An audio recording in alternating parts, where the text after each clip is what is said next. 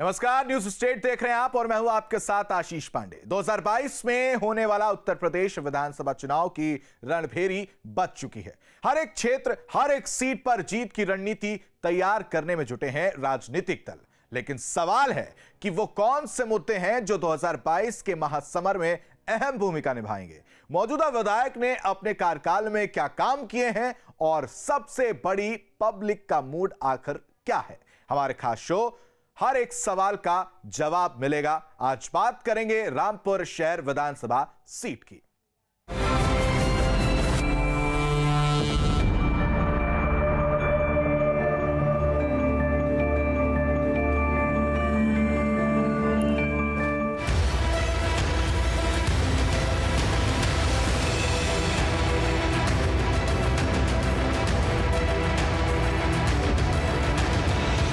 नवाबों का शहर रामपुर, वो शहर जो बीते वक्त में उत्तर प्रदेश की सियासत का केंद्र रहा है। यहाँ की शहर विधानसभा क्षेत्र विधायक हैं समाजवादी पार्टी की तंजीन फातिमा।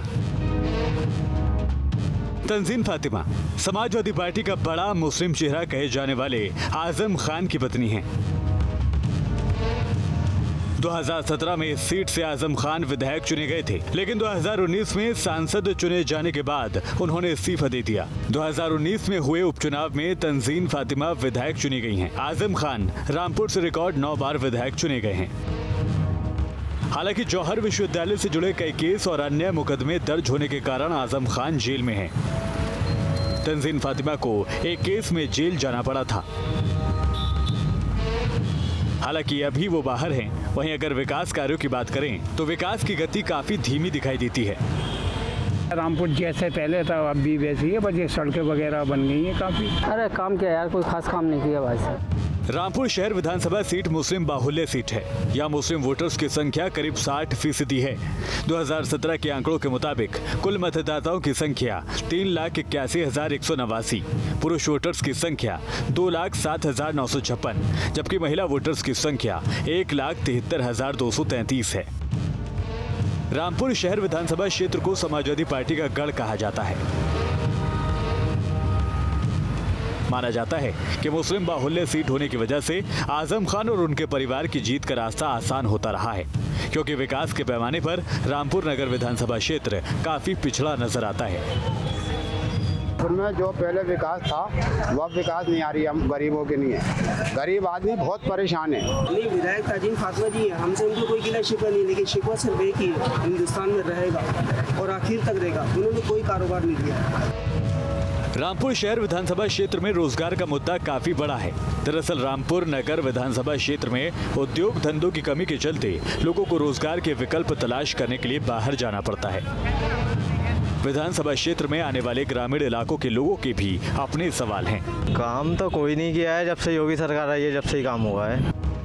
इन तमाम सवालों के बीच 2022 में विधानसभा चुनाव होने जा रहे हैं। चुनावों में समाजवादी पार्टी के सामने अपना गढ़ बचाने की चुनौती होगी, क्योंकि 2019 के उपचुनाव में तंजीन फातिमा की जीत का अंतर काफी कम रहा था। रामपुर से नादिर मियां के साथ टीम न्यूज स्टेट। बीते 4.5 साल में क्षेत्र का कितना विकास हुआ है, क्या उपलब्धियां रही हैं, वो भी आपको बताते हैं।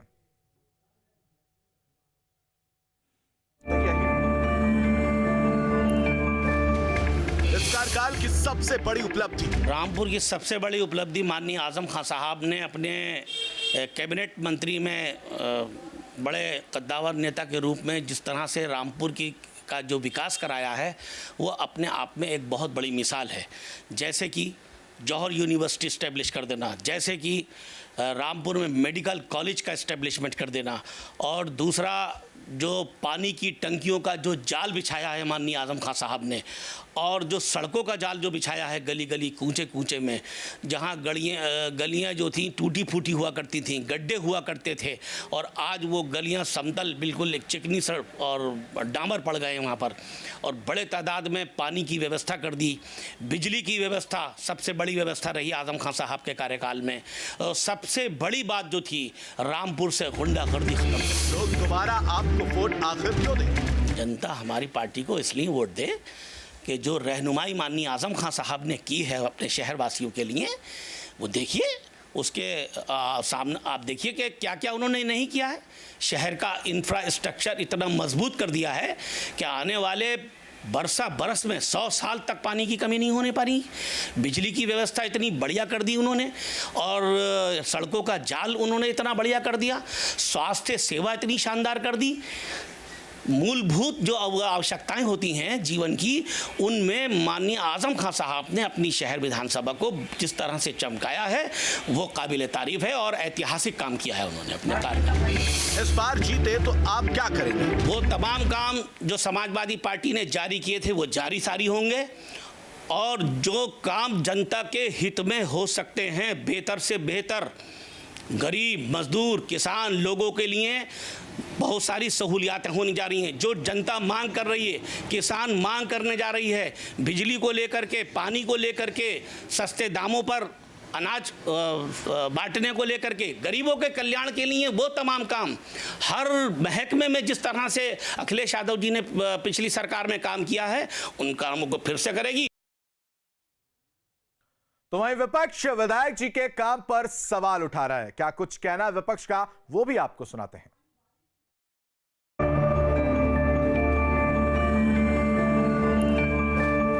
इस कार्यकाल में हुए विकास कार्यों को कैसे देखते हैं? शहर विधायक जो हैं उनका तो ऐसा है, स्वास्थ्य शिक्षा को लेकर क्या जवाब दें कि वो हैं या नहीं हैं, यही पता नहीं चल रहा है। लोगों के बीच में उनकी उपस्थिति नहीं है। शिक्षा के नाम पे उन्होंने उनके शौहर ने अपने स्कूल बनाए थे, प्राइवेट स्कूल बनाए थे, ठप जैसे हैं, फीस बहुत हाई फाई है। यहाँ लोगों को ज़रूरत है कि जो यहाँ का विधायक हो वो सरकार में पहल करे और यहाँ गरीब आवाम के लिए, उनके बच्चों के लिए बढ़िया बेहतर निःशुल्क पढ़ाई हो और बेहतर स्वास्थ्य मिले, बेहतर शिक्षा मिले। तो कुछ नहीं हुआ है। सारी निधि सरकारी सब वापस जाती रही है और उन्होंने जो सरकार से धन लोगों के जनहित के लिए मिला है उसे ही खर्च नहीं किया। कोई काम नहीं हुआ बिजली शिक्षा सड़क पे। आप ये देख लीजिए कि रामपुर में जब से चुनाव हुआ है विधानसभा का, तब से तो कोई सड़क बनी नहीं है रामपुर में, और जो सड़क बनी है वो इतनी बुरी बनी है कि बनती हैं और उखड़ जाती हैं। जनता आपकी पार्टी को आखिर वोट क्यों दे? गरीबों को कोरोना काल में जब खाने के लिए भोजन नहीं था, अभी तक लगातार मुफ्त राशन मिल रहा है, गैस के सिलेंडर मिले हैं, लोगों को प्रधानमंत्री आवास, मुख्यमंत्री आवास मिले हैं, गरीब कन्याओं की बेटियों की शादी सरकार ने अपनी पहल पे कराई है। जो बच्चियां हाई स्कूल और इंटर अच्छे नंबरों से पास कर रही हैं उनकी पढ़ाई का जिम्मा सरकार ने लिया है। प्रदेश की जनता कांग्रेस पार्टी को वोट इसलिए देगी क्योंकि कांग्रेस पार्टी ने ही देश के किसानों का, कांग्रेस पार्टी ने ही आम जन का काम किया है, जनता का, किसानों का कर्जा माफ़ किया है। कांग्रेस पार्टी ने ही पिछले साल जब सरकार कांग्रेस की थी केंद्र में, तो 78,000 करोड़ का कर्जा कांग्रेस पार्टी ने माफ़ किया था। आपकी पार्टी जीतती है तो क्या प्राथमिकता हो?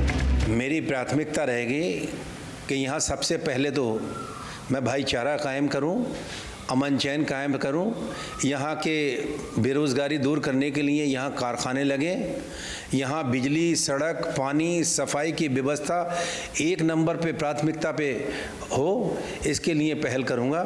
और लोगों की, गरीबों की, आवाम की खिदमत हो, ज़रूरतमंदों का समय पे काम हो, विधवाओं को पेंशन मिले, जो गरीब बच्चे हैं उनकी निःशुल्क शिक्षा हो, बेहतर स्वास्थ्य मिले, इसके लिए पूरा डट के काम करूँगा। सबसे पहले तो उत्तर प्रदेश जो कानून व्यवस्था ख़राब है, बिल्कुल कानून व्यवस्था ठीक होगी उत्तर प्रदेश की कांग्रेस पार्टी की सरकार बनने के बाद। उत्तर प्रदेश के किसानों का कर्जा माफ़ करने का काम कांग्रेस पार्टी करेगी। उत्तर प्रदेश में बिजली का बिल हाफ करने का काम कांग्रेस पार्टी करेगी, और विभिन्न ऐसी काम हैं जनता के फ़ायदे काम है वो कांग्रेस पार्टी करेगी। और सबसे बड़ा काम तो बेटियों की सुरक्षा के लिए कांग्रेस पार्टी ने नए नए कानून बनाए, नए नए नियम बनाए, और उसके लिए भी कानून, क्योंकि बेटी सुरक्षित नहीं है उत्तर प्रदेश में, आम जन सुरक्षित नहीं है, कानून व्यवस्था नाम की चीज़ नहीं है। इन सबको बातों को ध्यान में रखते हुए उत्तर प्रदेश की जनता ये चाहती है कांग्रेस पार्टी को ही वोट दें। चलिए, यहां तक तो बात विधायक और विपक्ष की हुई, लेकिन पब्लिक क्या सोचती है ये बड़ा सवाल है। आखिर पब्लिक का क्या कुछ कहना है वो भी देखिए।